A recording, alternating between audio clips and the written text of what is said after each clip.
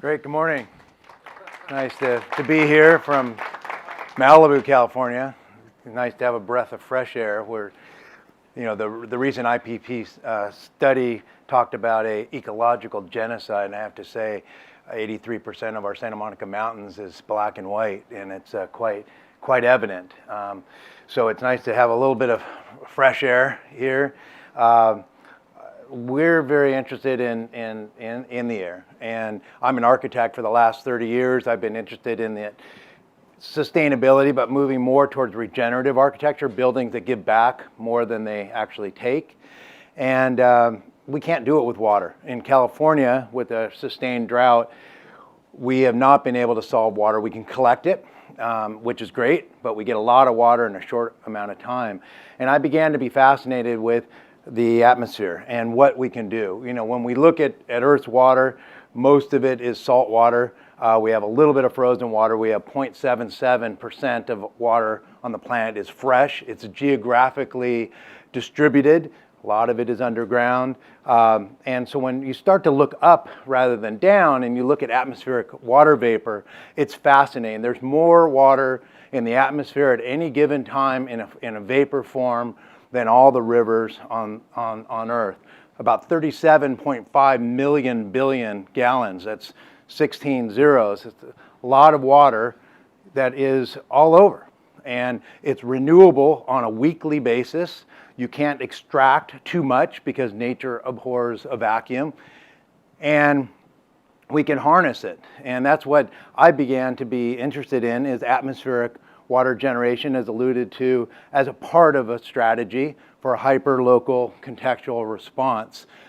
You know, the UN came out with a recent study that said that water demand will outstrip supply by over 40% by 2030. 2/3 of the world's population will face water scarcity. This, we all know here in this room, is a major issue facing mankind. And we need to come from, rather than scarcity, I think, from abundance. And maybe, as Peter Diamandis' book, Abundance, talked about, maybe it's our ingenuity as we advance that we haven't fully harnessed to be able to use new technologies. And so that's what I began to be fascinated with. What if a building actually can produce its own water? What if it can do it locally, on site, rather than a large infrastructure? We know infrastructure is wonderful. We heard this morning how antiquated it is.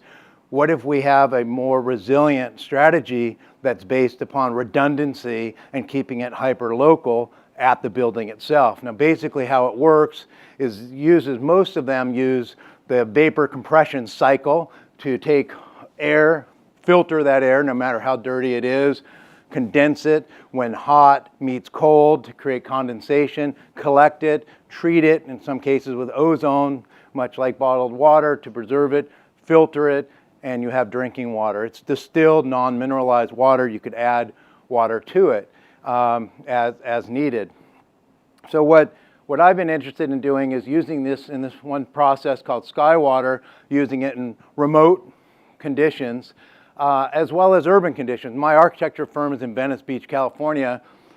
I make 150 gallons a day at my building. I use solar energy to provide that energy. And I don't need 150 gallons of water. I decided to give it away to the community. In the little silver there in the urn, I incorporated street art, made a bottle filling station for our large homeless community, but anyone. So it's about the democratization of water as our common good, not the commodification of it as a product. And we not only provide water for the community for free in a bottle filling station, we use a nonprofit that uses kids aged out of the foster care program in a program called Safe Place for Youth, and we water 80 urban farm boxes in Venice that otherwise would not be adopted because, of course, the drought. So when the Water Abundance XPrize was announced, and I was part of the visioning committee of the built environment about 4 years ago that suggested that maybe we should look at this as a nascent technology. We were very, very enthusiastic about joining. 2,000 liters of water per day, 100% renewable energy at less than 2 cents per liter. There were 98 teams from 27 countries. We weren't even in the race in the first one. We got re-entered into the race and we won. It's the only one that was made. We made about 2,100 liters at about 0.5 cents per liter using 100% renewable energy. And we used a system approach to do that.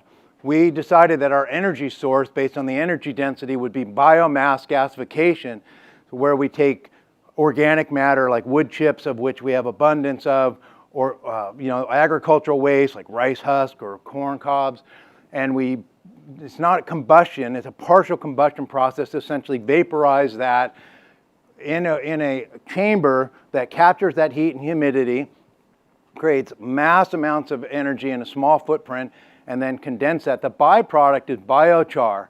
Biochar absorbs atmospheric CO2 and sequesters it and puts it into the ground as a beneficial soil nutrient. And so it's systems thinking. The vision is this we call it. It's wood to energy deployed emergency water. The 4 symbols are earth, air, fire, and water. And we imagine it to be in an intermodal shipping container that can be deployable and resilient. Within 2 weeks of doing our XPrize test in Berkeley, California, we put it in a shipping container. You see the gasifier, the interstitial environment where we create our own essentially tropical environment with heat recovery and then atmospheric water generation. And we powered the Verge conference and the Oakland Convention Center with our own microgrid and provided water for the conference. And so what we are excited about doing is moving to productization. We envision this as part of a climate resilience, self-reliance, and disaster relief model that creates its own environment. So it's agnostic as to local climate, makes water, makes energy as a byproduct refrigeration, could house communications, and we're starting to look at rolling these out to those that need water the most. And so that's kind of where we are right now with that, and we thank you so much for having us join you.